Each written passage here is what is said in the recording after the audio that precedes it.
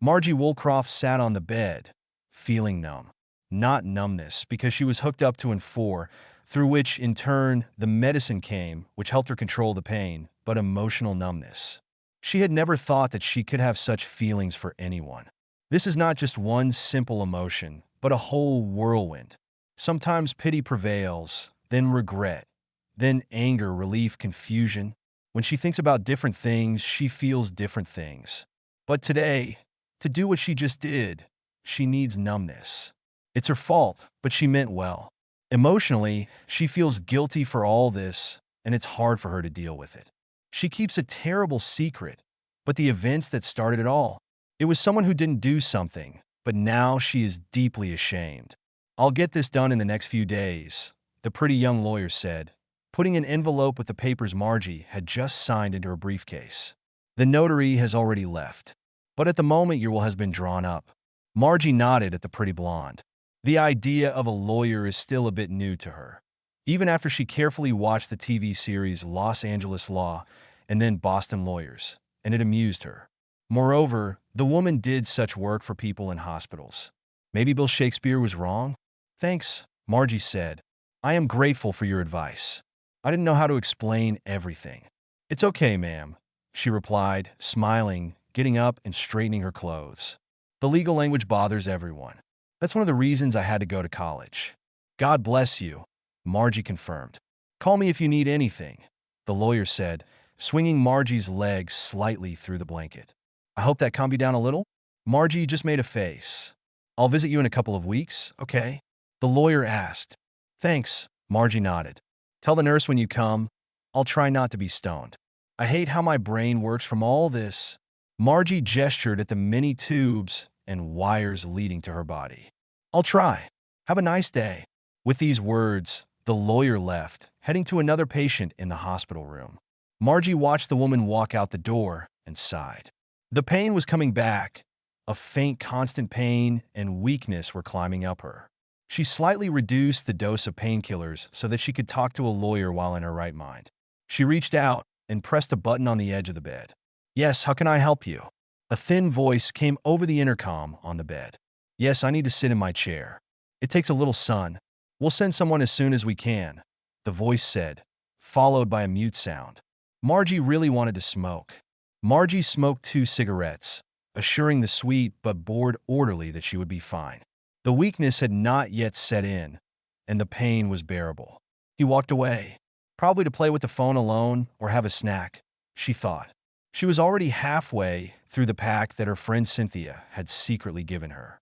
She wasn't going to take anything else from Sin, which she made clear to her. It's funny. She's wanted to smoke since her husband forced her to quit in 1993, but she didn't dare start again even after he died 5 years ago.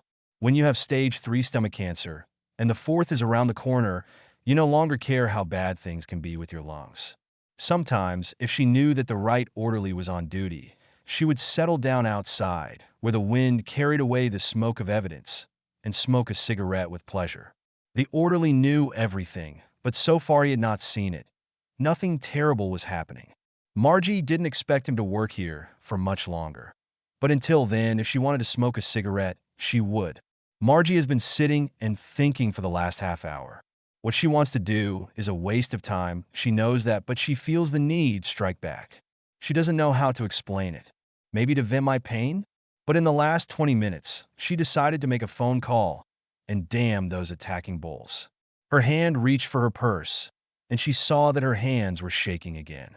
She narrowed her eyes resolutely and reached into her huge canvas purse, where she kept everything she thought she might need for a short walk. Rummaging through her bag, she found a towel, a compact umbrella, 2 small change wallets, a dog collar, paperback novels, and a bag of hard candy without sugar, and of course found her phone at the bottom. Without thinking twice, she found the right number and pressed the call button, watching her finger hover in the air above the phone. Listening to the beeps, she gathered her courage and wished she had dared to smoke a 3rd cigarette. "Hello?" Her only daughter's voice came on the other end of the line. "Hi, Mary," Margie replied in turn, restraining herself from bursting into a planned tirade. "Mom, hi," Mary said without much joy in her voice. In fact, Margie thought she didn't have much of a voice. Tearful? How are you doing today? Oh, there are better and worse, Margie replied. I had some business to attend to, and I'd like to talk to you since you're not visiting or calling me. Mom, I'm so sorry, Mary pleaded, feeling guilty. It's just that my life is such a mess right now. I don't doubt it, Margie said after a pause. Thanks to Kimmy and Junior, she was more than aware of what was going on. I'll try to get here as soon as possible. Okay, Margie added. I need to talk to you anyway. I don't doubt it, Margie said. I have no doubt. There was silence on Mary's part. I want to ask you something first, Mary, and then I need to tell you something, Margie said, moving forward. Can you be patient with your mother? It wasn't really a question. Yes, the daughter replied. Why? Margie asked. Her tone wasn't questioning. She just wanted to hear the rationale one more time. Every time she did it, it made her angry, but she wanted it. One more time. In the last, she needed anger to get through this. Mary evaded the question. Don't, Margie said softly, summoning all the strength her anger gave her. Don't play this game with me. Not with me. Don't you dare. Okay, Mary sighed, resigned to having to face her mother's wrath again. She had to get over it. She would need Margie's help, and very soon. I must be tired, Mary began. There were children. Too much. Kimmy is almost a teenager, and she had so many complaints. She questioned everything and was constantly rude to me. Baby Mary is a solid source of energy, and I'm tired of cleaning up after her all the time. Michael wasn't around as much as I needed to, and when he was, he always had a drink in his hand. Margie listened intently, holding the phone to her ear. I didn't want to start. I really didn't want to, Mary explained.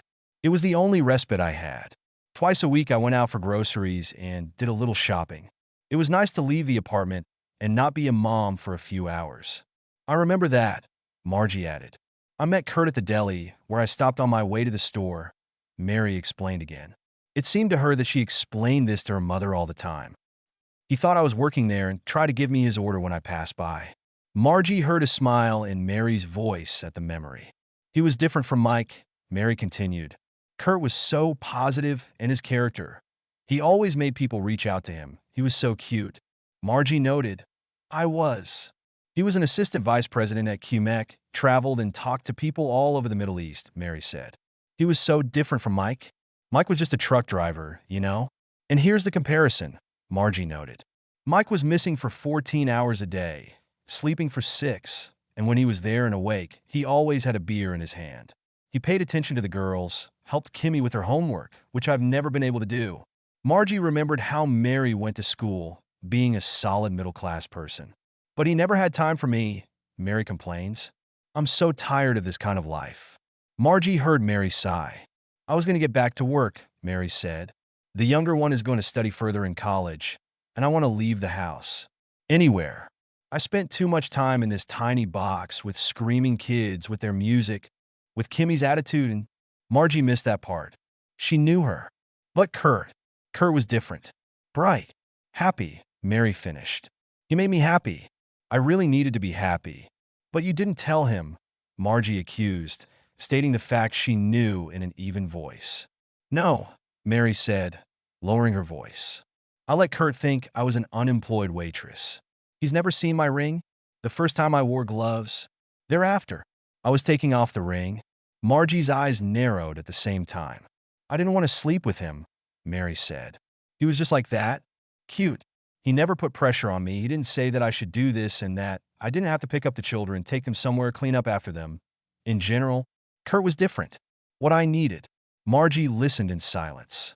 Kurt was waiting for me at that cafe when I told him what time I'd be there. He was waiting for me. There was this important man here who had money, who could choose anyone, and he was waiting for me.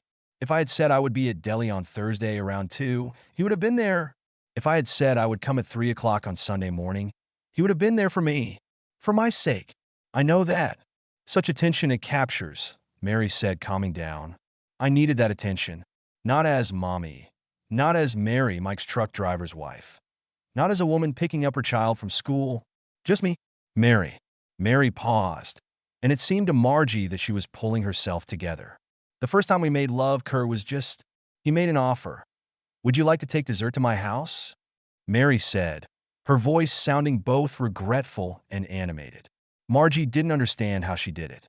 Then everything is simple. It was developing. Margie knew how it was. Her husband was charming too, at least in her understanding. Mary's charm looked a little different. And Kurt didn't know you were married until that moment? Margie asked, anger trembling in her voice. No, Mary admitted. I told you Kurt didn't know I was married at all. I used my maiden name Woolcroft. Margie knew about it, but she still got mad every time she thought about it.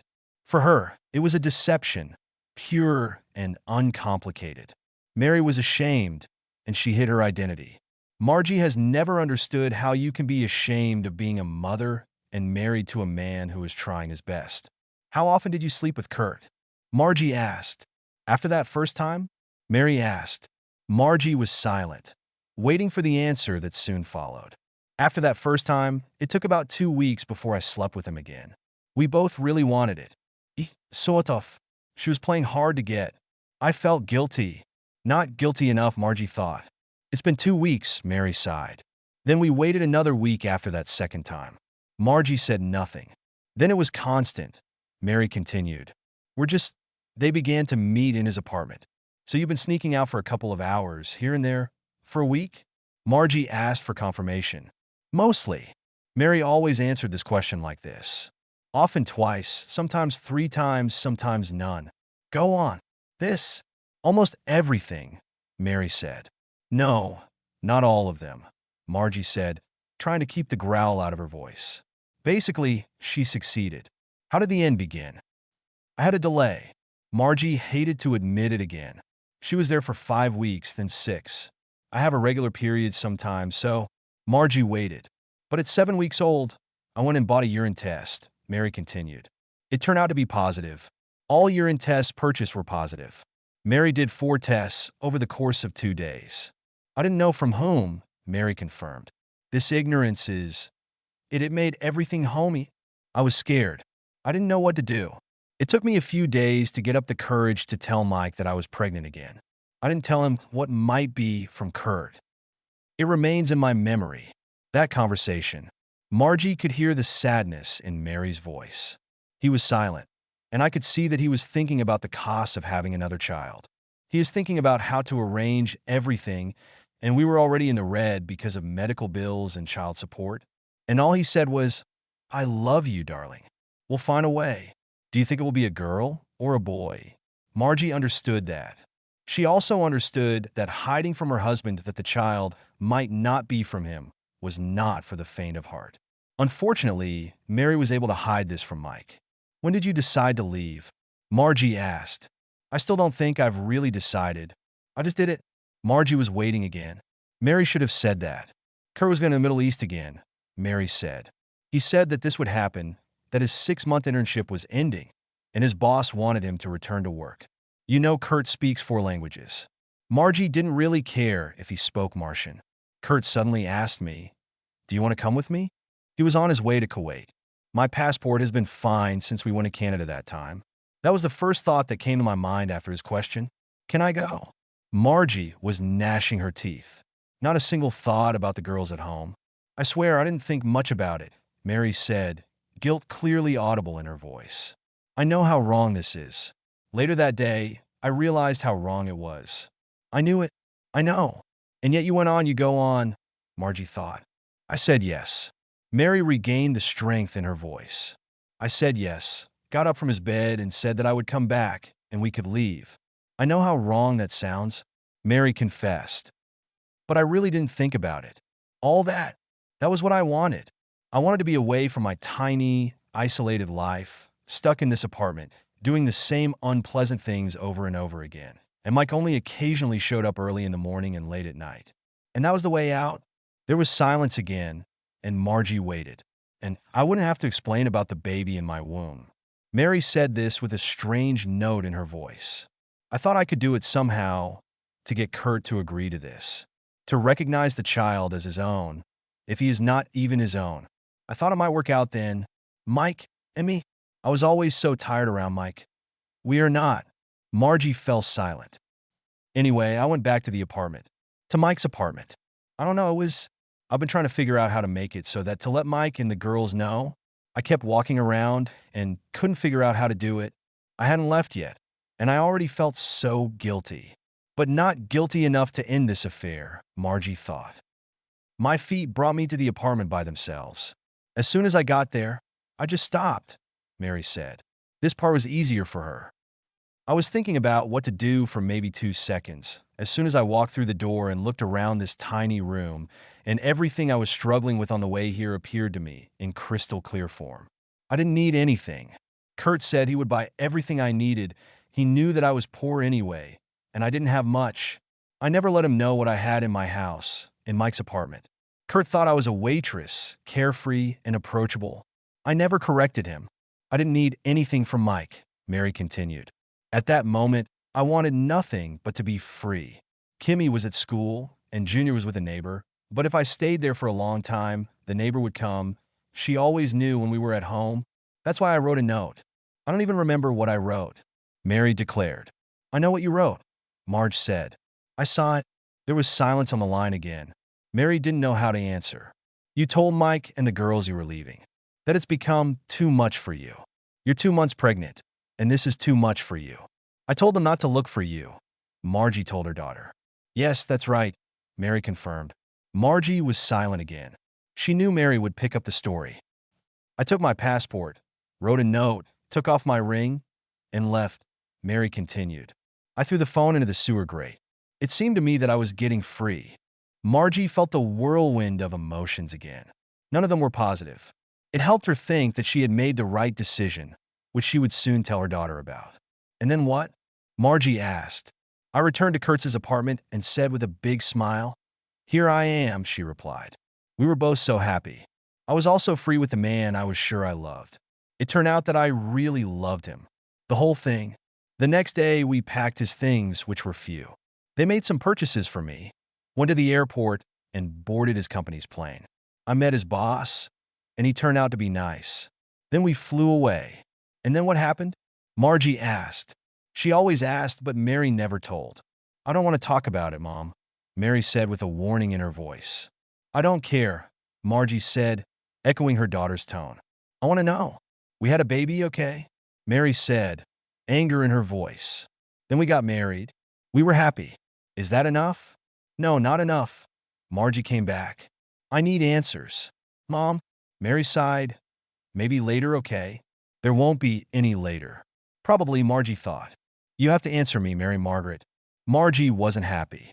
I know, Mom, Mary confirmed. I know. Only, not now, okay? Margie gritted her teeth. Then she remembered that she had other questions. Tell me, why did you come to Kimmy's wedding? After you told me about it. I was stunned when you told me. All the things that I imagined were happening to my girls. I know I've given up something valuable. Mom, believe me, I regretted it. That's what I regretted. Every day. And I had no one to talk to about it. These years, the missed moments. I was upset when I continued. You've given up on them, Margie thought. After that, you shouldn't be surprised anymore. But when you told me, everything came flooding back to me. Mary spoke in more detail. Everything that I missed, everything that happened. I know I'm the one who left, but I miss them, Mom. I miss my babies. Margie was shaking harder now. I decided that I had to come. How did you get inside? Margie asked. I used your name. You what? I beat Kurt, who asked to check in with me while he was parking. Mary said with guilt in her voice. I didn't have your invitation, but I convinced the man on the podium that I was you. Mary, Margie growled, her trembling now reaching her head. I know, Mom. I am so sorry. Margie was trying to pull herself together, emotionally and physically. If the orderly had looked across the yard, he would have seen her shaking. Why? Why did you take Kurt with you? Margie asked, tilting the phone so she wouldn't breathe loudly into it. She was convinced that in the presence of children, you need to control yourself. And she thought Mary was acting very, very childish.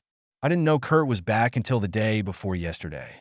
I told him that I was going to go to a friend's wedding when he was abroad, and he finished work earlier. And he wanted to go because he wanted to do something to me. Kurt was like that. He always wanted to be with me, Mary said slowly. Margie noted again in the way Mary spoke that was and wanted were in the past tense. I couldn't say no to him. It's just that Kurt has such a character, and I thought maybe, even though I was planning on just staying in the parking lot. But with Kurt, I'll have to come in, otherwise he'll start asking questions. And I saw how many people were there. Kimmy has so many friends, Mom.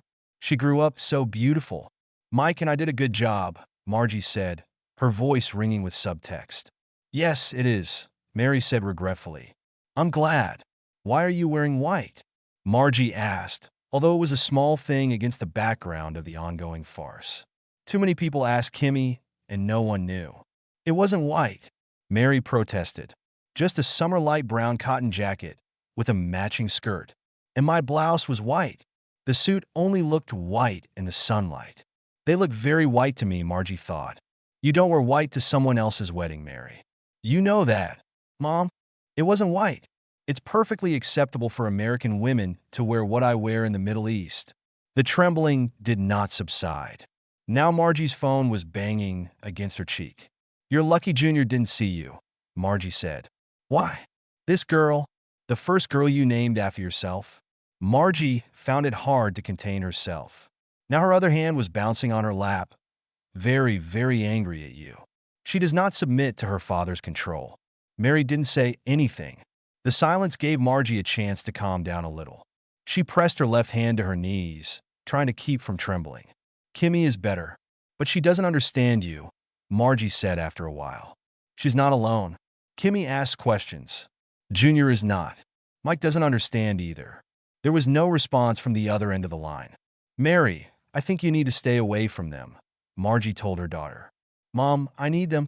Now that I've seen them, I thought about it. Mary stammered. You're a stupid little fool, Margie growled. Don't you dare hurt my granddaughters. Mary had nothing to say. Margie thought she heard a soft sob. It was difficult to determine. There was a ringing in my ears. You've already done so much harm to these girls. And all because you're such a selfish little cheater. I'm sorry, Mommy. Mary said it so far away and very quietly. No, Margie growled, closing her eyes in concentration. You'll never be able to do it again. You made a decision like a grown-up girl. And you can't act like the child you are now. I don't know why. Margie had to stop. Rolling colors appeared behind her eyelids. I do not know what your father and I did wrong to make you do that, but you've been letting me think you're dead for 8 years. Your father died thinking like that. How could you? The phone was quiet. The metallic howl in Margie's ears grew louder, overshadowing everything else. You've hurt us all. Margie would have screamed if she could, but her breath didn't seem to be enough. We all loved you. Those girls loved you. Mike loved you. And you just ran away like it was some kind of stupid fairy tale. How could you do this to us? I'm sorry, Margie finally heard. Margie was sitting in an armchair, trying to catch her breath and stop shaking. She grabbed her wrist with her left hand, trying to pull herself together.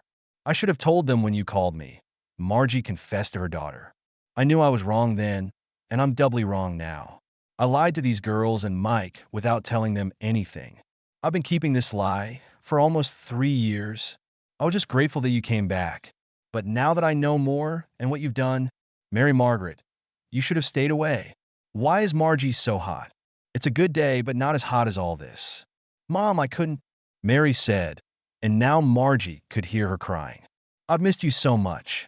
I wanted to introduce you to my family. I wanted to share it with you. You should have known, and I felt so guilty for what I did. Margie sighed. That was Mary's reasoning. Margie never understood where she learned to think like that. I understand, Mary, Margie said. But you were just creating new secrets and putting them on top of other secrets. Now it's all fallen on you, and you've made me a part of it. Mom, I need help, Mary said, sobbing. What now, Margie thought. The 4-2 bounced when she was shaking, and the hole on the side of her stomach suddenly began to bother her. Margie waited for the child to express his needs. Kurt and me. I have to leave home next week, Mary said, her crying becoming more pronounced. I need to live somewhere. Kurt has frozen all assets, and I will only be able to get the money after the divorce. Margie immediately understood where this was going. You want to move into this house, Margie said, referring to the house she shared with her husband before his death, and then lived alone until she was sent to the terminal cancer ward. Please? Mary asked. What about little Mary? Margie asked, her mind suddenly clear, the trembling, pain, and sorrows forgotten. They didn't disappear, but no matter how angry Margie was at her daughter, she would still look after her third granddaughter, especially since Mary was so bad at this task. She's not with me. Mary's voice sounded subdued now, even more depressed. Kurt is going to get full custody in the divorce. If he can get it, he says he's afraid Mike might make some kind of claim. Margie didn't know how it could turn out.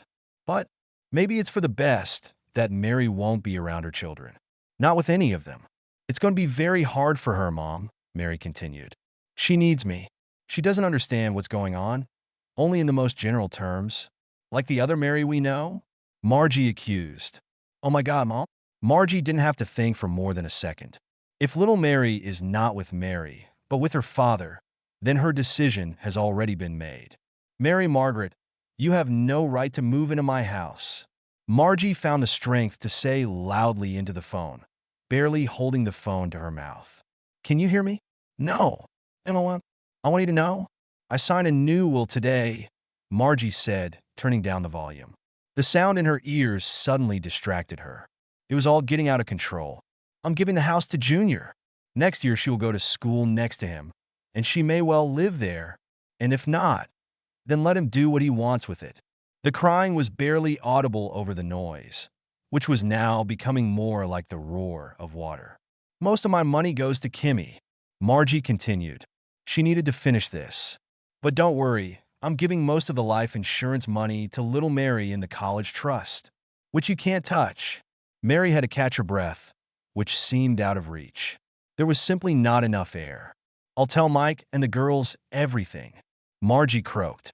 The whole story, as you told me. I will no longer participate in your lies. She's killing me. They have to get rid of the pain, Mary Margaret, the pain you keep causing. Mommy, no? And the last thing, when I die, I want the girls to, Mike's girls, I want them to come to my funeral so that everything is over. My loved ones should be grieving at my funeral, not me, and not so that they doubt themselves and everything. Because if you leave, Mary Margaret, Junior won't leave. Your daughter hates you so much, and now her pain is more important to me than yours. Please, Mama, no. If you want things to change, little girl, then you have to start doing the right thing, Margie spat at her child. No more chances. It's the best thing you can do for your dying mother. That's the only thing I want from you. But right now, Margie thought she could hear sobbing from her phone, but I wasn't sure. However, she was almost done. I feel sorry for you now. Every mother is overwhelmed. We've been through it all, Margie said slowly. You're the only one I know who's run away from this. Fix it. Take your medicine. Grow up, Mary Margaret. Margie opened her eyes and tried to hold the phone in front of her. She managed to coordinate her trembling enough to press the red hang-up button on the screen, and then she was done. 10 minutes later, an orderly came around the corner and looked for Margie where he had left her earlier. She was sitting in an armchair. Her huge bag was lying next to her. Her head was lowered. He quickly walked up to her and turned his head to see what was happening to the emaciated woman. He was taught never to shout or yell, to be calm with patience. Excitement can have a bad effect on them. Margie? What is it? He asked, coming closer. Honey? Margie didn't react at all. Margie? What is it? He asked, kneeling down and putting his hand on her shoulder. Margie gasped, her eyes opening as if in surprise. She looked around for a moment, then fixed her gaze on the nurse. How are you, honey? The orderly asked. I could use a cigarette,